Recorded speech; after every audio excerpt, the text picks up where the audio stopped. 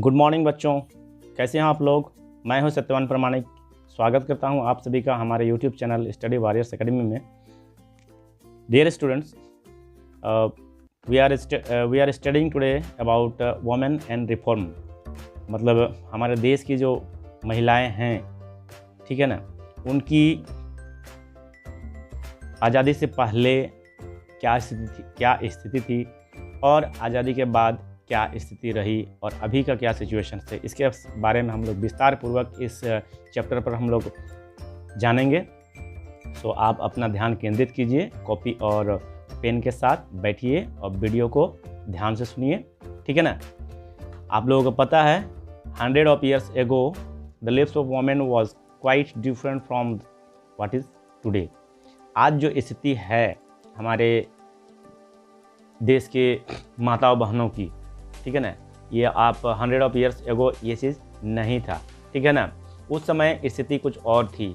आज हमारे देश में जो माताएं बहनें हैं उनको उच्च शिक्षा मिल रही है, ठीक है, उनको अपना स्वाभिमान के साथ काम करने का मौका मिल रहा है, पुरुष के साथ कंधे से कंधा मिलाकर वो काम कर रहे हैं, ठीक है ना। लेकिन 100 of years ago पहले ऐसा नहीं था, ठीक है। उस समय लोग जब विधवा हो, जो महिलाएं हैं वो विधवा हो जाती थी, शादीशुदा महिलाएं, तो उनको सती कहा जाता था, ठीक है ना, जिसका मतलब होता है वर्च्यू, ठीक है ना। और जब वो उनके पति जो हैं वो एक्सपायर कर जाते थे या डेड हो जाते थे, ठीक है ना, तो उनके फ्यूनरल पर उनको बैठाया जाता था और उनके साथ वो जल जाती थी। तो इस तरह से बहुत सारी प्रोपेगेंडाएं कहेंगे या तो बहुत सारी कुप्रथाएं, सुपरस्टिशंस उस समय व्याप्त था, क्योंकि आज के डेट में ऐसा नहीं है, ठीक है। और ऐसा चेंजिंग, ये सब चेंजिंग इसमें जो रिफॉर्मेशन हुआ वो, ठीक है, वो अर्ली 19th सेंचुरी से ही सुधार होना शुरू हो चुका था, ठीक है ना। तो हम लोग देखते हैं इस चैप्टर में कि किस तरह से चेंजेस आए, क्या क्या चेंजेस हुए, ठीक है, और समय बीतने के साथ फिर क्या क्या चेंजेस होते रहे, इसके बारे में हम लोग इस चैप्टर पर विस्तार पूर्वक चर्चा करेंगे। सो जुड़े रहिए हमारे इस वीडियो के अंत तक। और अगर आपने अभी तक हमारे चैनल को सब्सक्राइब नहीं किया है तो हमारे चैनल को सब्सक्राइब कर दीजिएगा, बेल आइकन पर प्रेस कर दीजिएगा, ताकि जो भी वीडियो हम आपके लिए तैयार करें वो आप तक पहुंचता रहे। साथ ही साथ अपने मित्रों को शेयर कर दीजिएगा, ताकि वे भी हमारे वीडियो का, हमारे इस चैनल में जो पोस्ट होते हैं एजुकेशन से रिलेटेड, उन सारे वीडियो का फ़ायदा उनको मिल सके। सो प्यारे बच्चों, शुरू करते हैं हम लोग आज का सेशन, ठीक है।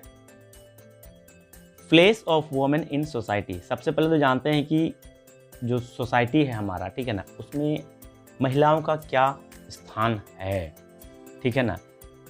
तो हम लोग शुरू से पिछले दशकों में जो स्थिति थी महिलाओं की और अभी की जो स्थिति है, ठीक है ना, इसको सारे को कंपैरिजन के साथ हम लोग चर्चा करते हुए आगे बढ़ेंगे, ठीक है। So women were considered subordinate to men and were denied their rights. Generally अगर देखा जाए तो पिछले दशकों में महिलाओं को मेन का सबऑर्डिनेट माना जाता था, ठीक है ना, सहयोगी माना जाता था। सबऑर्डिनेट मतलब, ठीक है, और उनको उनके अधिकारों से वंचित रखा जाता था, ठीक है। The birth of a girl was not celebrate in the family. जो कोई बच्ची अगर किसी के घर में पैदा होती थी तो उसमें लोग सेलिब्रेट नहीं करते थे। अगर कोई बच्चा, लड़का पैदा हो जाता था तो घर में उत्सव मनाया जाता था। चाइल्ड मैरिज जो था उस समय एक कॉमन पॉलीगैमी था, ठीक है ना, बाल विवाह जिसको हम लोग कहते हैं, जो कि आजकल बिल्कुल नहीं है, नहीं के बराबर है, ठीक है। 99% आजकल समाप्त हो चुका है, ठीक है।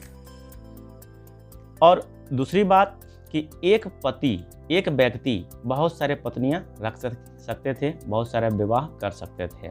ये एक कॉमन फैमिली रूल था उस समय का। जो जमींदार लोग थे, जो बड़े बड़े लोग थे, राजा महाराजा लोग थे, ठीक है ना। और जनरली अगर देखा जाए तो ये जो केसेस थे वो जनरली उत्तर प्रदेश, बंगाल, ठीक है, ये इन जगहों में बहुत ज़्यादा था। पर्दा प्रथा का नाम आप सुने होंगे, अभी भी व्याप्त है मुस्लिम धर्म में, ठीक है ना। तो जनरली ये हिंदू धर्म और मुस्लिम धर्म में भी पर्दा प्रथा बहुत ज़्यादा वाइड स्प्रेड था, ठीक है। Life of widow was pathetic. जो विडो जिनके पति स्वर्गवास हो चुके होते थे, ठीक है ना, उनका लाइफ बहुत ही दयनीय गुजरता था, ठीक है। The remarriage of widow was rare phenomenon and often not encouraged. कभी भी विडो रीमैरिज का कोई प्रथा नहीं था, सिद्धांत नहीं था, लोग उसको बुरा मानते थे, ठीक है। और दूसरी तरफ अगर देखा जाए तो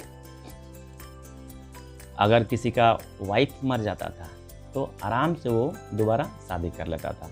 यहाँ पर कॉन्सेप्ट कुछ उल्टा है। अगर किसी का पति मर जाए तो पत्नी उसके शव पर बैठ के अपने आप को आत्मदाह कर लेगी, ठीक है। लेकिन अगर किसी का पत्नी मर जाता था तो पत्नी मरने के बाद पति उसके शव पर आत्मदाह नहीं करता था, बल्कि दोबारा मैरिज कर लेता था। तो इस तरह से हम इस जगह देख सकते हैं कि किस तरह से महिलाओं और पुरुषों के बीच भेदभाव वाला सिस्टम था, ठीक है। Practice of sati was very common. Sati प्रथा, आज एक सिंपल सा एग्जांपल देते हैं। बंगाल में एक मेला लगता है सतीक हाट करके, ठीक है। कहा जाता है, इसका क्या ओरिजिनलिटी है इसके बारे में तो हमको पता नहीं है, लेकिन वहाँ पर कहा जाता है कि कोई औरत थी, वो सती ली थी, ठीक है ना, इस तरह से। और सती को उस समय गॉड गिफ्टेड माना जाता था, मतलब वर्चुअल माना जाता था उसको, ठीक है ना, उसको वर्च्यू माना जाता था। The women who died in this way were called sati. और जिस तरह से जो वोमेन ऑफ वर्च्यू जिसको कहते हैं, ठीक है ना, इस तरह से अगर कोई महिला अगर सती हो जाती थी तो उसको वोमेन ऑफ वर्च्यू कहा जाता था। The women who did not perform sati led the most miserable lives. अगर कोई सती नहीं होना चाहती थी तो उसका लाइफ जो है वो बहुत ही मिजरेबल होता था, बहुत ही दयनीय होता था, बहुत ही कष्टकर होता था उनका लाइफ। उनको समाज जीने नहीं देती थी। Their heads were shaven off, उसका सिर मुड़वा दिया जाता था। They were given only 1 meal a day, दिन में सिर्फ एक ही बार खाना दिया जाता था। और वह किसी भी फैमिली में या सोशल फंक्शन में वो अलाउ होने का, मतलब अटेंड होने का अलाउ नहीं था उनको, ठीक है ना। और उनको सर्वेंट की तरह ट्रीट किया जाता था। बहुत ही देखा जाए तो 19वीं सेंचुरी से पहले बहुत ही खराब स्थिति थी, बहुत ही दयनीय स्थिति थी महिलाओं की। It was not uncommon therefore that women willingly choose to become sati than to live a life of humiliation. तो सिंपल सा बात है, उनका लाइफ को इतना बदतर बनाया जाता था, कि इतना अपमानजनक बनाया जाता था कि महिलाएं स्वयं ही सती होने के लिए राजी हो जाती थी, ठीक है। The property rights of the women were not allowed. Womens को जो महिलाओं को प्रॉपर्टी राइट्स नहीं था उस समय, ठीक है ना, उनका कोई हिस्सेदारी नहीं था, उनको जमीन जायदाद पर कोई उनका हस्तक्षेप नहीं होता था, और फैमिली मैटर में वो कुछ बोल भी नहीं सकते थे, उनके पास कोई अथॉरिटी नहीं था। अगर फैमिली में कुछ मैटर हो रहा है तो उसमें वो अपना आवाज़ नहीं रख सकते हैं। They were denied the right to education and gradually led a life of ignorance and fears। पहला बात तो उनको एजुकेशन नहीं दिया जाता था, उनको एजुकेशन से वंचित रखा जाता था। इस तरह से हम देख सकते हैं कि उनका लाइफ जो है वो इग्नोरेंस और फियर में गुजरता था। एजुकेशन रहेगा, शिक्षित रहेंगे, तभी तो वो अपना आवाज़ उठा सकते हैं। उनको इग्नोर किया जाता था महिलाओं को। अगर कुछ सलाह मशवरा भी अगर लेना है तो सलाह मशवरा उनसे नहीं लिया जाता था, उनको इग्नोर किया। अगर उनके पास अच्छा सलाह है, अच्छा सलाह देंगे भी, फिर भी उनके सलाह को इग्नोर कर लिया जाता था और डर का ज़िंदगी वो जीते थे। तो ये तो रही बात आपका पिछले दशकों में उनकी जो क्या स्थिति रही, ठीक है ना। लेकिन धीरे धीरे चेंजिंग आया, एक चेंजिंग का सिनेरियो आया, ठीक है ना। इसमें क्या हुआ हम लोग देखते हैं। With the growth and spread of education in the middle class. अब धीरे धीरे देखिए, सबसे मेन फैक्ट कहाँ है, सबसे इसका जड़ कहाँ है? इसका जड़ है एजुकेशन। जैसे जैसे एजुकेशन बढ़ा मिडिल क्लास पीपल में, लोगों में, अब लोगों को समझदारी आने लगी। वुमेन्स का जो लाइफ मिजरेबल लाइफ था, जो दयनीय स्थिति थी उनकी, उसको लोगों को एहसास होने लगा, उनको एहसास होने लगा कि उनकी लाइफ किस तरह बद से बदतर होती जा रही है। ठीक है। As a result industrialisation and modernisation, आज अगर हम देखें तो ब्रिटिश के आने के बाद इंडस्ट्रियलाइजेशन और मॉडर्नाइजेशन हुआ, कोलोनाइजेशन के तहत इंडस्ट्रियलाइजेशन मॉडर्नाइजेशन हुआ, एजुकेशन आया। तो इससे हमारे यहाँ की जो स्थिति थी, जो भी वीकनेसेस थे, वो धीरे धीरे दूर होते गए। ठीक है ना। The discovery of printing press had facilitated the publishing of newspaper, magazine, books, journals, and etc. ठीक है। Now, women can read, write, and express their view on the issue. अब क्या है, वोमेन को एजुकेशन मिलना शुरू हुआ, इससे वो अपना अधिकारों को बोल सकते थे। उनको अगर कोई समस्या है तो उसको वो बोल सकते थे। ठीक है। और अपने विचारों को रख सकते थे, वो लिख सकते थे, पढ़ सकते थे। ये चेंजिंग आ रहा है। ठीक है ना।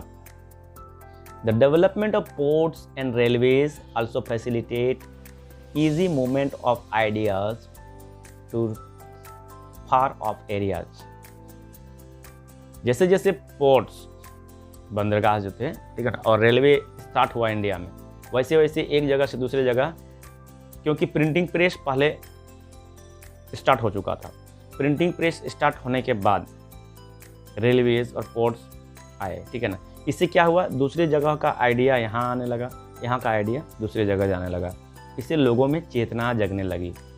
The reform movements of the 90th century provided an opportunity to the pioneer of women reforms raise their voice and strive for women cause।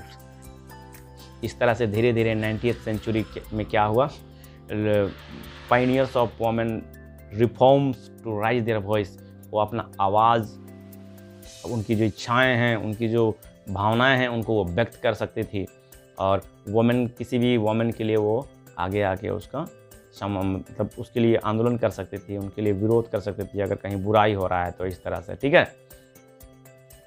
धीरे धीरे सोशल रिफॉर्मर्स आए, और सोशल रिफॉर्मर्स जैसे आए तो उन्होंने वोमेन का जो स्टेटस है, ठीक है ना, उसको अपलिफ्ट करने का कोशिश किया। अपलिफ्टमेंट करने का मतलब उसको उनकी स्थिति को सुधारने का, या तो उनकी जो दयनीय स्थिति थी, वो दयनीय स्थिति से उनको उबारने का काम किया। उसमें पहला नाम आता है राजा राम मोहन रॉय जी का। सर राजा राम मोहन रॉय, जिन्होंने ब्रह्म समाज की स्थापना की थी। दिस इज़ वेरी इंपॉर्टेंट, आपको याद रखना बहुत ज़रूरी है। ये सब कंपटीशन पॉइंट ऑफ व्यू बोलिए या तो एग्ज़ाम पॉइंट ऑफ व्यू, बहुत ही इंपॉर्टेंट है। ये सब कभी कभी कंपटीशन एग्जाम में पूछ लिए जाते हैं। और आप लोगों को बता दें डियर स्टूडेंट्स, आपको अगर कंपटीशन की तैयारी करना है इन फ्यूचर में, अगर आप सोचें हैं कि नहीं आपको गवर्नमेंट जॉब लेना है, तो उसका अगर सिलेबस देखिएगा तो आपको मिडिल सेक्शन का जितना भी बुक है 6 to 10 का, उससे प्रायः क्वेश्चन पूछे जाते हैं। ठीक है। उसके बाद आगे का, उसके बाद करंट अफेयर्स, मैथ, रीजनिंग वगैरह, एक्स्ट्रा इंग्लिश वगैरह सब पूछे जाते हैं। ठीक है ना। लेकिन अगर आप SST की बात करें या सोशल साइंस की बात करें, तो आप अगर 6 to 10 का SST पढ़ लिए हैं तो आपका 25 से 30% आपका सोशल साइंस कंप्लीट है कंपटीशन पॉइंट ऑफ व्यू। इसीलिए हम कहते हैं बार बार कि जो भी पढ़ते हैं हम SST में, सोशल साइंस में, ठीक है ना, सामाजिक विज्ञान में, उसको ध्यान से सुनिए, समझने की कोशिश कीजिए, याद रखिए, नोट डाउन कीजिए।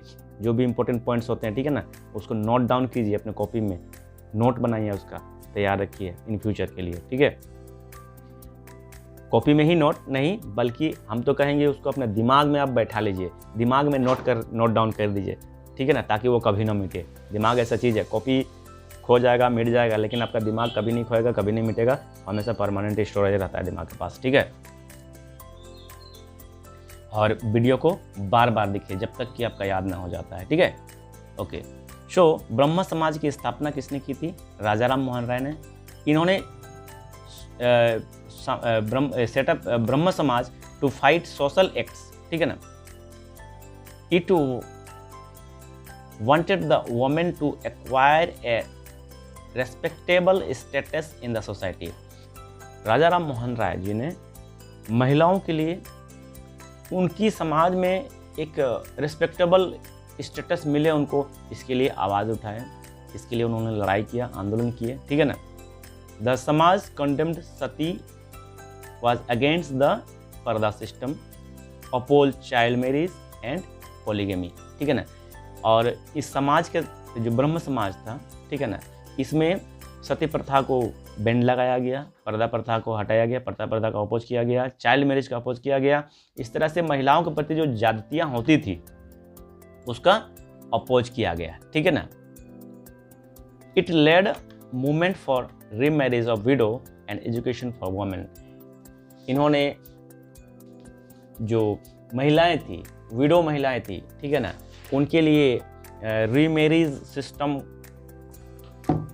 शुरू किया, ठीक है ना। उसके लिए आंदोलन किया इन्होंने कि दोबारा शादी, जब पुरुष जब दोबारा शादी कर सकता है पत्नी के मरने पर, तो महिलाएं क्यों नहीं करेंगी, इसके लिए इन्होंने आंदोलन किया, ठीक है ना। और महिलाओं को एजुकेशन मिलना चाहिए, ठीक है, इसके लिए भी इन्होंने आंदोलन किया। Raja Ram Mohan Roy was highly influenced by western education. Raja Ram Mohan Roy ji western education पर हाईली इन्फ्लुएंस्ड, ठीक है। He had a good knowledge of Oriental languages like Sanskrit, Persian and Arabic। उनको बहुत सारा नॉलेज, उनको जानकारी था। He also knew European language like English, French, Latin and Greek and Hebrew। He vehemently opposed the evil practice and superstitions that had crept into the Hindu society। जो Hindu society में superstition था, हमारा Hindu society superstition में घिरा हुआ था, ठीक है, उसको उन्होंने अपोज किया। Through his writing he tried to convince people that practice of sati had no legal section in the ancient Indian texts. उन्होंने अपने राइटिंग में लेख लिखते थे, ठीक है ना, अपने राइटिंग में उन्होंने लिखा कि सती प्रथा का कोई लीगल सैंक्शन नहीं है, हमारे एंशिएंट इंडियन टेक्स्ट में सती प्रथा नाम की कोई चीज़ नहीं है, इसको ज़बरदस्ती थोपा जा रहा है महिलाओं को शोषित करने के लिए, महिलाओं को पीड़ित करने के लिए। He reinterpreted the scripture to prove that even Manu had allowed the women to live as window.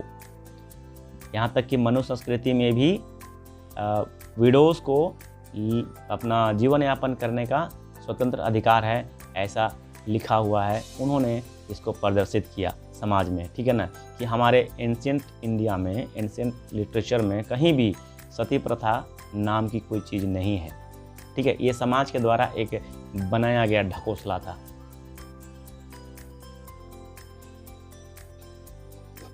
He led a campaign against Sati through his journal संबदा कुमुदी, ठीक है, इसको याद रखिएगा, संबदा कौमुदी, ठीक है ना। संबदा कौमुदी एक जर्नल था उनका, ठीक है ना, उसके जरिए उन्होंने सती प्रथा के अगेंस्ट में कैंपेन रखा, ठीक है ना। His efforts bore fruit and then Governor General Lord William Bentinck abolished the practice of sati in 1829। very very important, ठीक है, ये बहुत ही इंपॉर्टेंट है आपके लिए।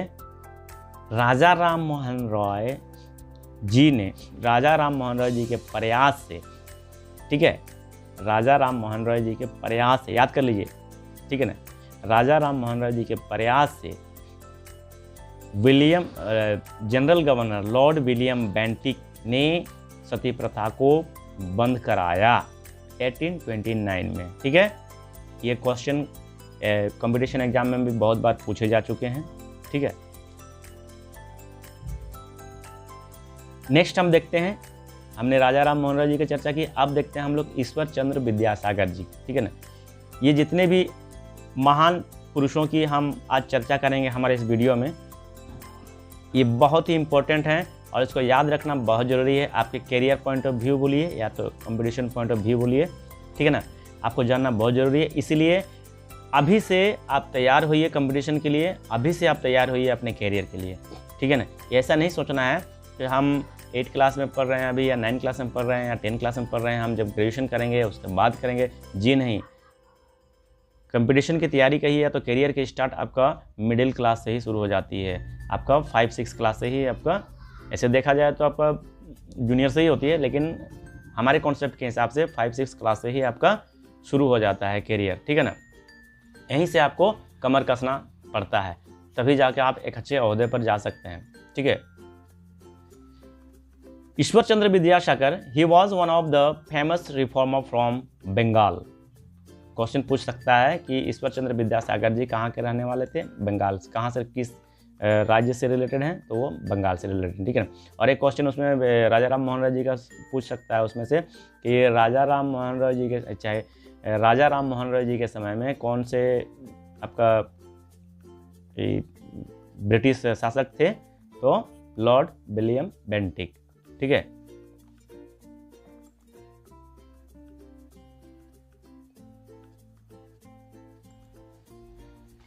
So, Ishwar Chandra Vidyasagar wrote many articles in favor of widow remarriage, ठीक है।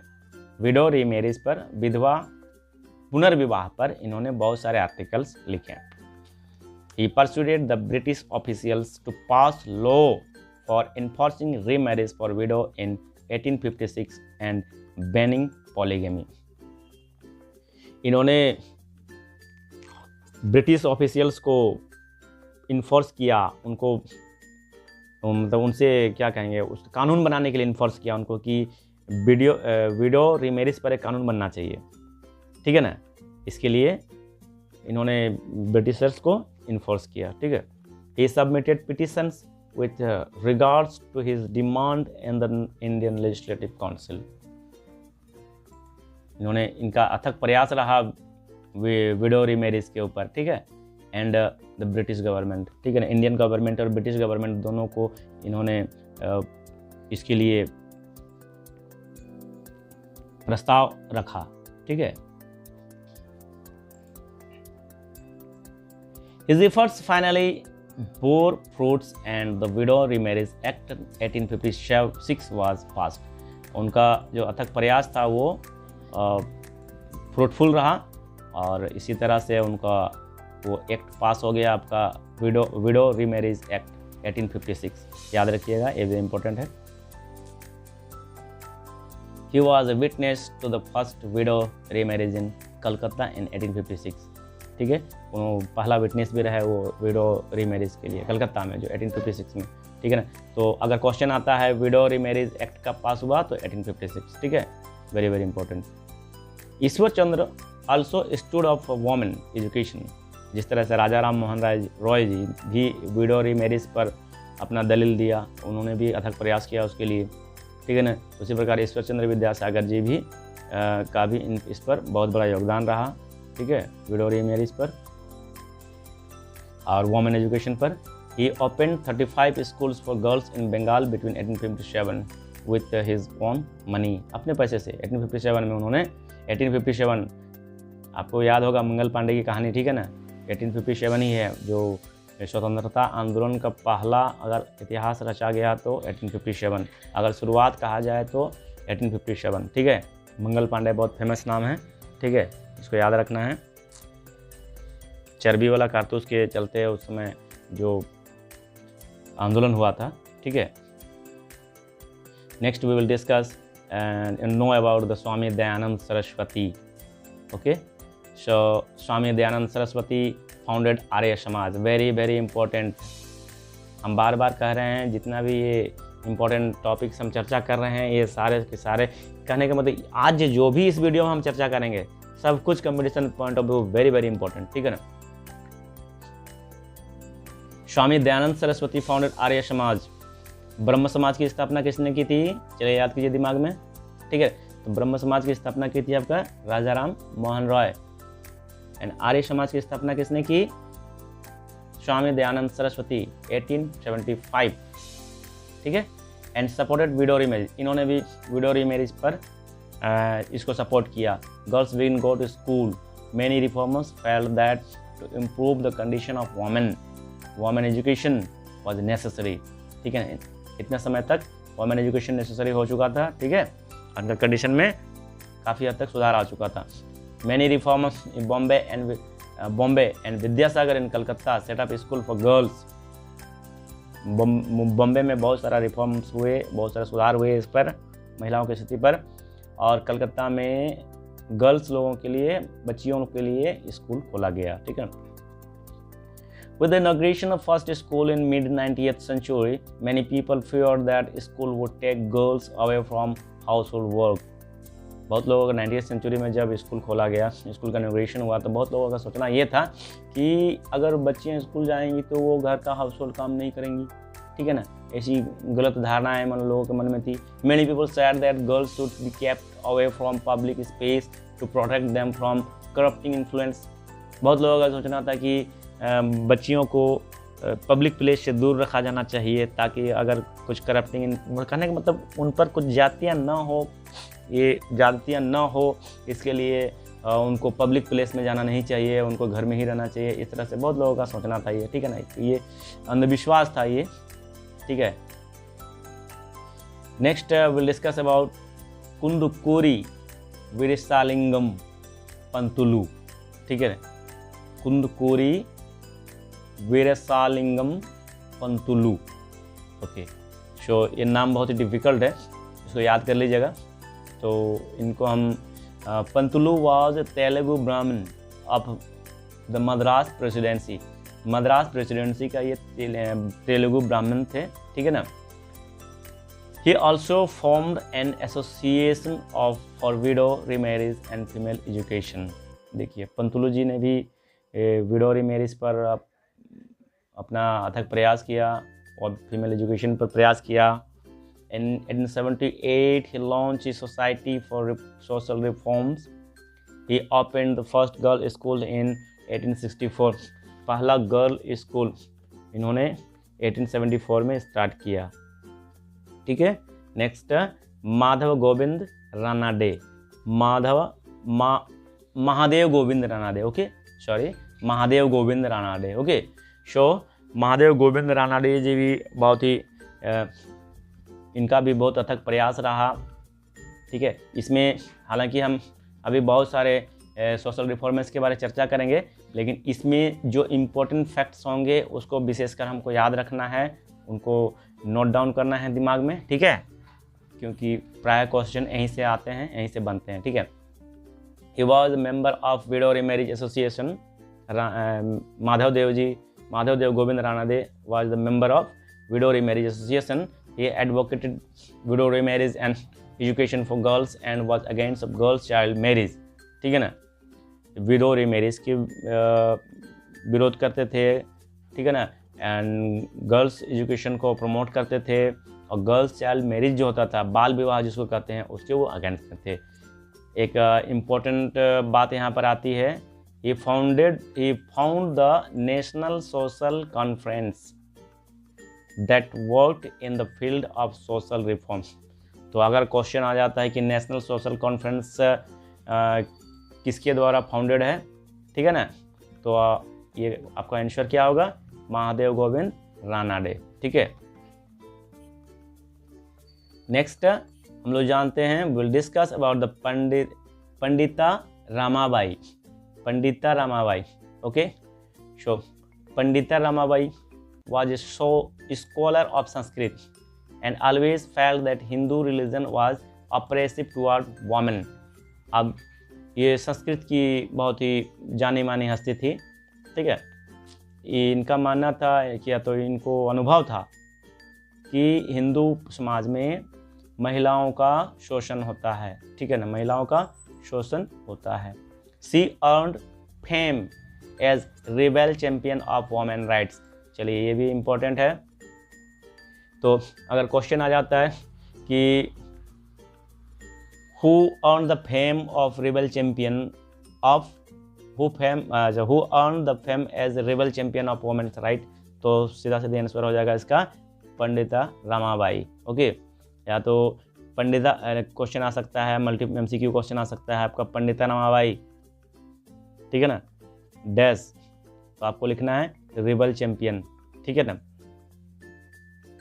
चाहे रिबल चैंपियन के नाम से किसको जाना जाता है, ठीक है ना, rebel champion is associated with Pandita Ramabai, याद रहेगा आपको। चलिए ठीक है। She was the author of book high caste Hindu women, very very important, ये भी वेरी वेरी इंपॉर्टेंट है, इसको भी याद रख लीजिएगा। बुक का नाम, बुक और ऑथर प्राय क्वेश्चन ये आपको कंपटीशन एग्जाम में पूछे जाते हैं, ठीक है ना। High caste Hindu women, book का नाम लिखा हुआ रहेगा, ठीक है ना, high caste Hindu women written by, तो आपका सही आंसर हो जाएगा आपका पंडिता रमाबाई, पंडिता रमाबाई। चलिए very very important. Where she, इस बुक में उन्होंने क्या लिखा था, ये she discussed the plight of upper caste Hindu women and widows, ठीक है। She founded the Sharada Sadan, a school for widows in Bombay and a shelter home Mukti near Pune. चलिए, जो भी आज हम डिस्कस कर रहे हैं ये आपके लिए बहुत इम्पोर्टेंट है, ठीक है ना, वेरी वेरी इम्पोर्टेंट।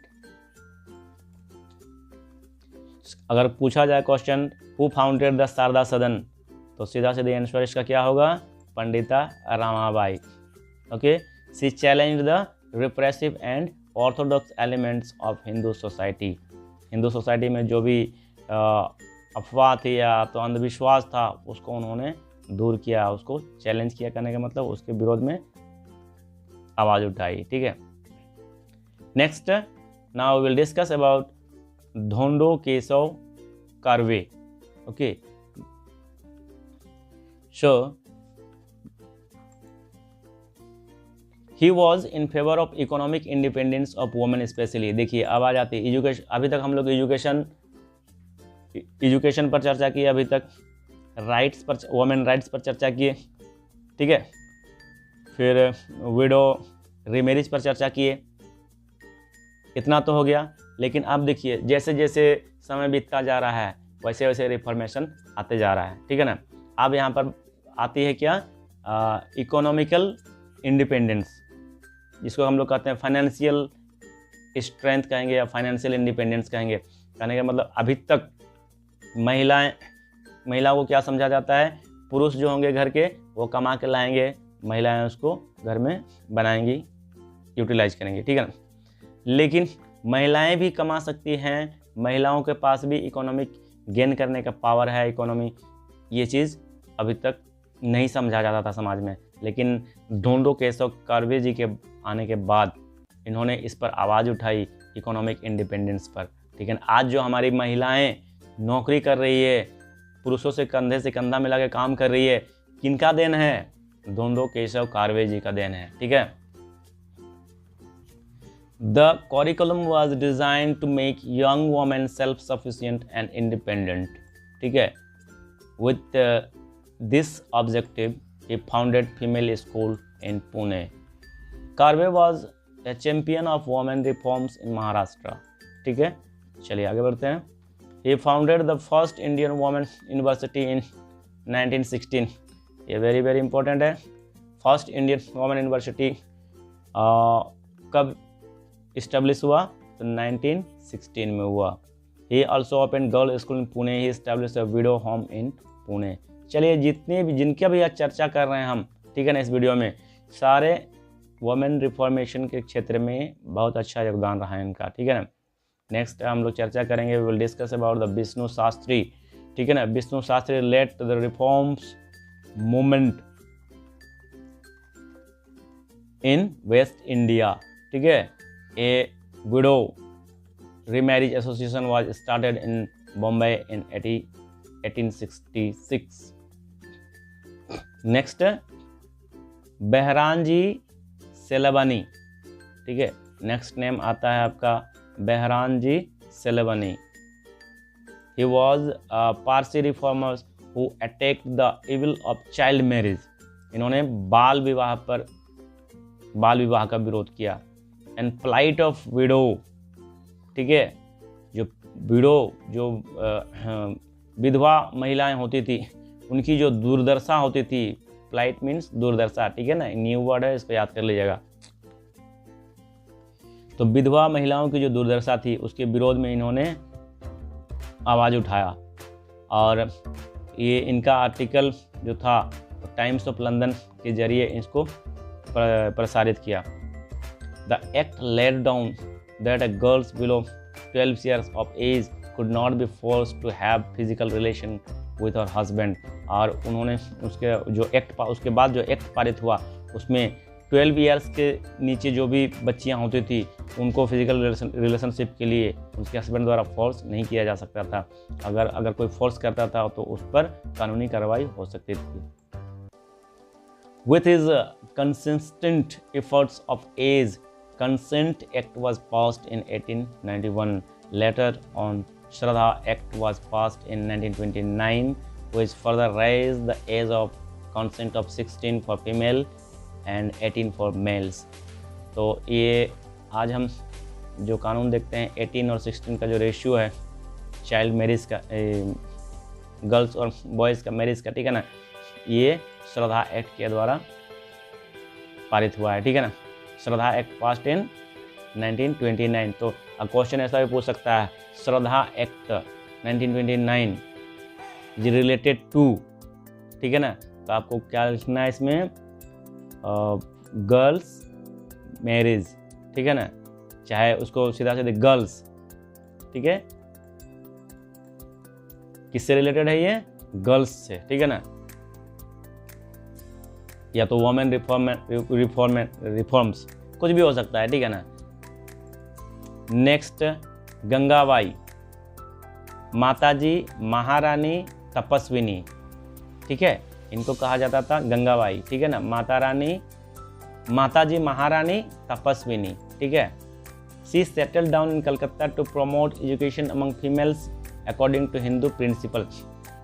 हिंदू धर्म का जो प्रिंसिपल्स था, ठीक है ना, उसके हिसाब से वुमेन का एजुकेशन के लिए इन्होंने कलकत्ता में सेटल किया, ठीक है ना, कलकत्ता में स्थापित किया इसको, ठीक है। गंगाबाई वाज ब्राह्मण वुमेन ऑफ द दक्कन, ठीक है। She had deep faith in the Hindu religion and moral principles, ठीक है ना। शी फाउंडेड महाकाली पाठशाला इन कलकत्ता इन 1893, ठीक है। चलिए नेक्स्ट देख लेते हैं सिस्टर सुब्बा लक्ष्मी जी के बारे में थोड़ा जान लेते हैं, ठीक है ना। इन्होंने अब महिलाओं के रिफॉर्मेशन में क्या योगदान दिया। Subbalakshmi was the first Hindu widow to study up to graduation. चलिए क्वेश्चन इंपॉर्टेंट बन सकता है आपका। Subbalakshmi was the first Hindu widow to study up to graduation. अगर क्वेश्चन बाय द वे आ गया तो इसमें क्या आंसर लिखना है आपको, Subba Lakshmi. She belonged to the Madras Presidency. She established the ICC House, a school for child widow up to age of 18, ठीक है, ICC House जिसको कहा जाता है, ठीक है। And श्रद्धा विद्यालय, a high school cum boarding for adult widow, ठीक है। 18 साल तक की बच्चियों के लिए जो विडो होती थी, 18 साल तक के अंदर का जो विडो होते थे, ठीक है ना, उनको ICC हाउस में, उसके लिए ICC हाउस इस्टेब्लिश किया गया, ठीक है। और 18 साल से ऊपर के जो विडो होते थे उनके लिए श्रद्धा विद्यालय इस्टेब्लिश किया गया, ठीक है। She led campaign in support of the child marriage restraint bill. उसके लिए चाइल्ड मैरिज के लिए रेस्ट्रेंट बिल को भी इन्होंने सपोर्ट किया था। She was greatly concern for the child window for home she opened widow homes, females schools and teacher training institute। बहुत सारा इनका योगदान रहा है इसमें, ठीक है। They were attacked and opposed many a time। ऐसा बात नहीं कि जो इन सोशल रिफॉर्मर्स जो अपना योगदान दिए या तो ये अपना जो अथक प्रयास कर रहे थे, ऐसा बात नहीं है कि समाज इसको आसानी से स्वीकार कर ले रहा था। इनको बहुत ज़्यादा मुश्किलों का, बहुत ज़्यादा मशक्क़त करना पड़ा, मुश्किलों का सामना करना पड़ा, क्योंकि उस समय हमारा समाज अंधविश्वास से घिरा हुआ था, शिक्षा की कमी थी, लोग जागरूक नहीं थे, तो उनको जगाना था, बहुत बड़ा डिफ़िकल्ट टास्क था। ठीक है। The Orthodox gave sanction to the practice in name of culture and tradition. Thus, we see that the reformers made endless efforts to stop the evil system of Indian society. बहुत Orthodox फैला हुआ था, अंधविश्वास था, लोगों में जागरूकता नहीं थी, और यहाँ का जो समाज का जो इविल सिस्टम था, इसको दूर करने के लिए हमारे यहाँ जो सोशल रिफॉर्मर्स हैं, इन्होंने बहुत, जिसको कहते हैं एंडलेस एफर्ट, जिसको कहते हैं अथक प्रयास, ठीक है ना, इन लोगों ने किया और हमारे सोसाइटी का मॉरल और सोशल अपलिफ्टमेंट करने का कोशिश किया। हमारे सोसाइटी के वुमेन्स का, जो महिलाएं थी, उनका मॉरल और उसका सोशल अपलिफ्टमेंट करने की कोशिश की, प्रयास किए। ब्रिटिश गवर्नमेंट ने भी इसका साथ दिया। ठीक है ना। British government too had to pass a series of law and act to stop torture of women. British government ने लॉज तैयार किए, कानून बनाए, अनेक कानून बनाए, ठीक है ना, बहुत सारे कानून बनाए, जिससे जो महिलाओं को जो टॉर्चर किया जाता था हमारे समाज में, ठीक है ना, उसको रोकथाम करने के लिए। Often, initially, it were the women who were opposed to reforms. Gradually, with the spread of education and participation of more and more groups in the reform movement, things began to change. तुरंत नहीं हुआ changing, तुरंत changing नहीं आया, धीरे धीरे करके changing आया सोसाइटी में। ठीक है। लोगों में एजुकेशन आने लगा, शिक्षित होने लगे। मूवमेंट में इस रिफॉर्मेशन का जो मूवमेंट था, उसमें पार्टिसिपेशन करने लगे लोग, ठीक है ना, और धीरे धीरे तब सुधार आने लगा समाज में। ठीक है ना। आप देखते हैं वुमेन एंड एजुकेशन। सबसे पहले तो एक चीज़ हम जानते हैं या हम चर्चा कर चुके हैं हमारे इस वीडियो में कि हमारे इंडिया का जो वुमेन है, ठीक है ना, उनको एजुकेशन का जो बेनिफिट है, ठीक है ना, एजुकेशन का जो फ़ायदा है, उसको डिनाई कर दिया जाता था। ठीक है ना। उनको एजुकेशन नहीं मिलता था एंशिएंट टाइम से। ठीक है ना।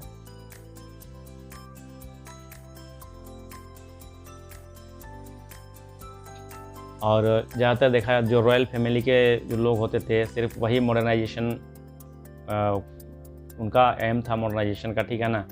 वही जो वुमेन्स एजुकेशन एंड मैरिज पर बहुत सारे प्रयास किए उन लोगों ने। ठीक है ना।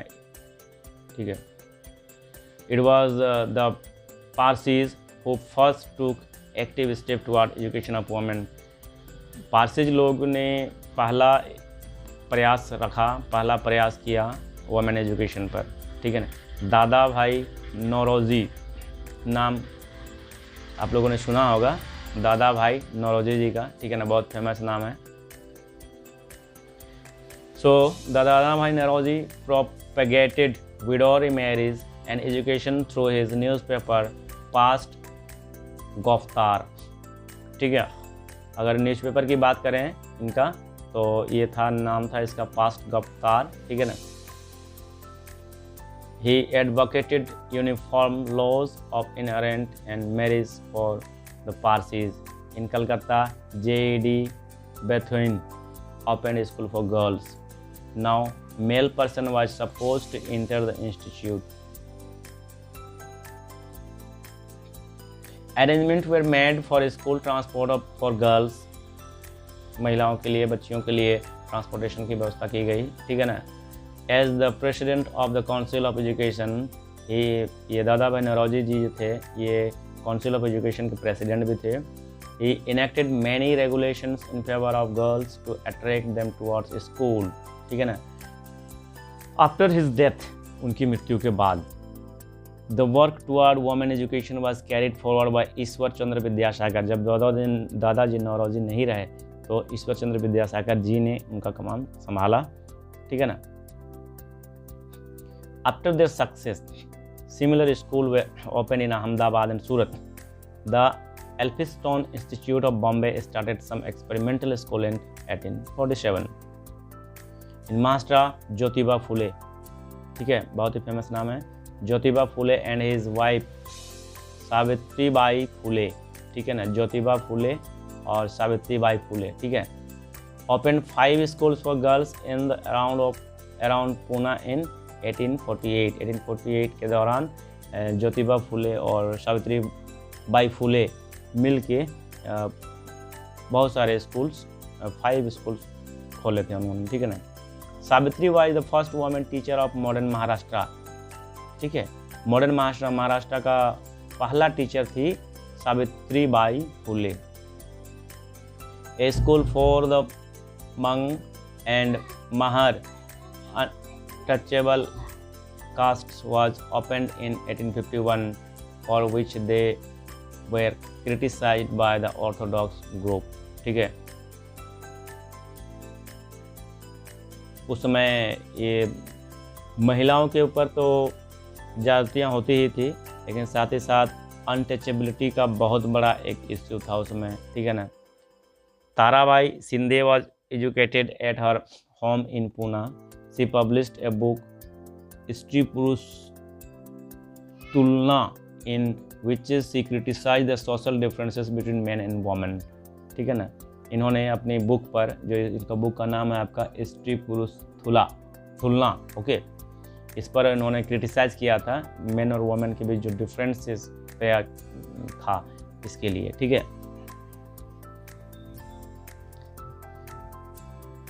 Next will discuss about the education among Muslims, ठीक है ना। अब देखते हैं हम लोग मुस्लिम्स के बारे में, ठीक है ना, इनका क्या सिस्टम था, ठीक है।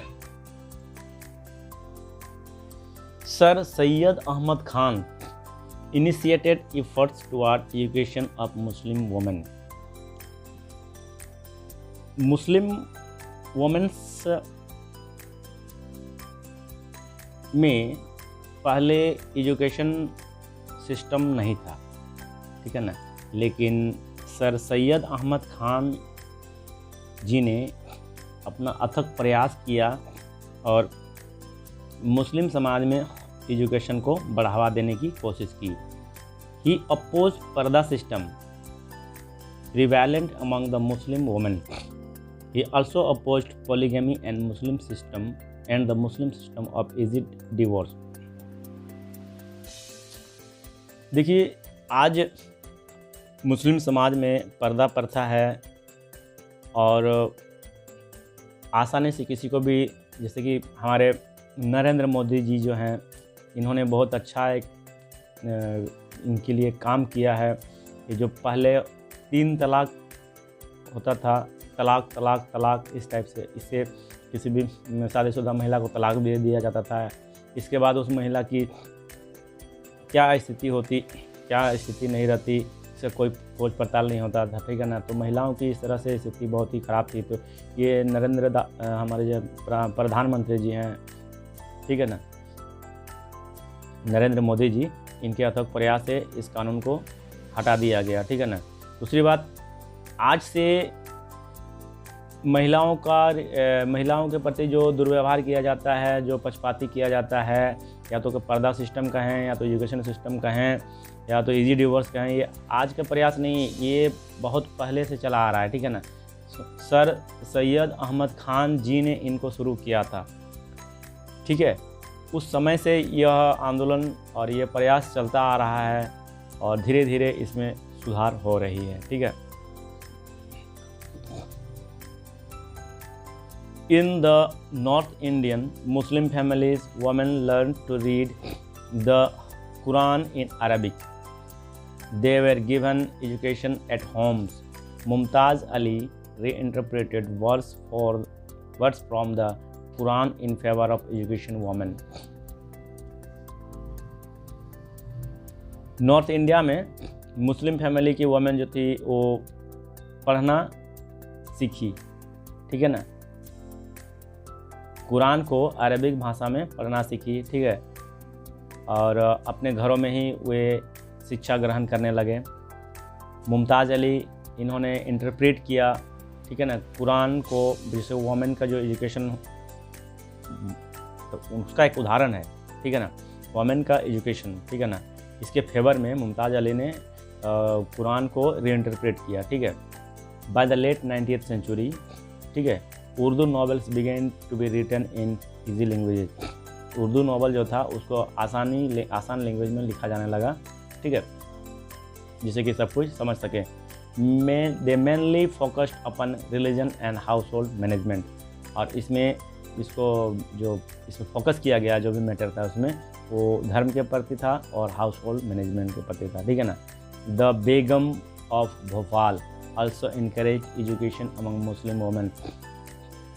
बेगम और भोपाल की जो बेगम थी, ठीक है, इन्होंने भी इनकरेज किया किसको, मुस्लिम वोमेन का एजुकेशन को, क्योंकि मुस्लिम वोमेन्स को भी एजुकेशन शिक्षा ग्रहण करने का अधिकार है।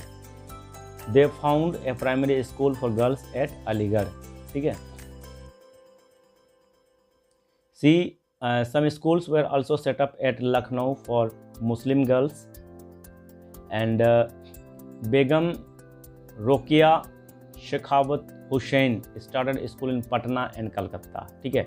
इन नाम को इम्पोर्टेंट नेम हैं, ठीक है, इनको याद रखना है आप लोगों को, किन लोगों ने अगर क्वेश्चन आ जाता है कुछ ऑप्शन दे दिया जाता है, जैसे कि नाम बेगम रोकिया शेखावत हुसैन एसोसिएटेड विथ, तो आपको उसमें लिखना है वोमेन एजुकेशन, ठीक है। वोमेन रिफॉर्मेशन भी लिख सकते हैं, वोमेन एजुकेशन भी लिख सकते हैं, इस तरह से क्वेश्चन बन सकता है इस सबसे, ठीक है। ऐसे क्वेश्चन प्रायः पूछे जाते हैं। She started another school at Bhagalpur after her husband's death. In the 90th century, more and more schools and colleges were set up for the education of both girls and women, ठीक है। 90th century में बहुत सारे school खोले गए women's के लिए, girls education के लिए। Mrs Anandibai Joshi was the first Indian women to become a doctor. ये इम्पोर्टेंट है, वेरी वेरी इम्पोर्टेंट है, इसको याद रखना है आपको। Mrs Anandibai Joshi was the first Indian women to become a doctor. पहली महिला डॉक्टर अगर कहा जाए तो वो कौन थी, आनंदीबाई जोशी, ठीक है। Most of them became teachers while other qualified as doctors, ठीक है। Indian women began to take admission universities by 1880, ठीक है ना। 1880 के बाद से वोमेन जो है यूनिवर्सिटीज़ में अपना दाखिला कराना शुरू कर दी थी। Gradually education in law and commerce also begin to be imparted to girls. और धीरे धीरे गर्ल्स का एजुकेशन बढ़ते गया, सभी फील्ड में गर्ल्स आगे आने लगी, ठीक है। चाहे वो लॉ का फील्ड हो, चाहे कॉमर्स का फील्ड हो, चाहे डॉक्टर का फील्ड हो, चाहे टीचर का फील्ड हो, ठीक है। The age also witnessed the development of technical, vocational and industrial courses. और धीरे धीरे क्या हुआ, महिलाओं को टेक्निकल एजुकेशन में भी प्रेरित किया गया, टेक्निकल एजुकेशन भी लेने लगे, वोकेशनल एजुकेशन भी लेने लगे और इंडस्ट्रियल कोर्सेज भी करने लगे। Gradually they became active member of social groups and national movements. और इस तरह से हम देख सकते हैं जब वो शिक्षित हो गए, उनके पास चेतना आ गई, तब वो एक एक्टिव सोशल ग्रुप्स के एक्टिव मेंबर्स बन गए, नेशनल मूवमेंट्स में उनका हिस्सेदारी बढ़ने लगा, ठीक है।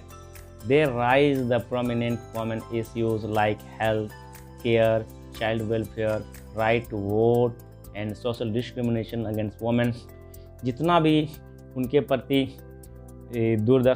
उनकी दुर्दशा थी, उनके प्रति पक्षपाती किया जाता था, जो डिफरेंसेस थे उसको दूर करने के लिए उनके प्रति जो सोशल डिस्क्रिमिनेशन था, सामाजिक भेदभाव था, उसके विरोध में उन लोगों ने आवाज़ उठाए। और जितनी भी हेल्थ से रिलेटेड इश्यू हो, चाहे चाइल्ड वेलफेयर से रिलेटेड इश्यू हो, चाहे राइट टू वोट के इश्यू से रिलेटेड इश्यू हो, सभी इश्यूज़ पर वो आप अपना वॉइस राइज कर सकते थे, अपना आवाज़ उठा सकते थे। Women themselves took active part in the reforms movement and education for girls. और ये धीरे धीरे करके मूवमेंट, सभी प्रकार के जो सुधारवादी आंदोलन थे, इस सब में अपना हिस्सेदारी निभाना शुरू किया और खासकर गर्ल्स एजुकेशन को प्रमोट किया इन लोगों ने।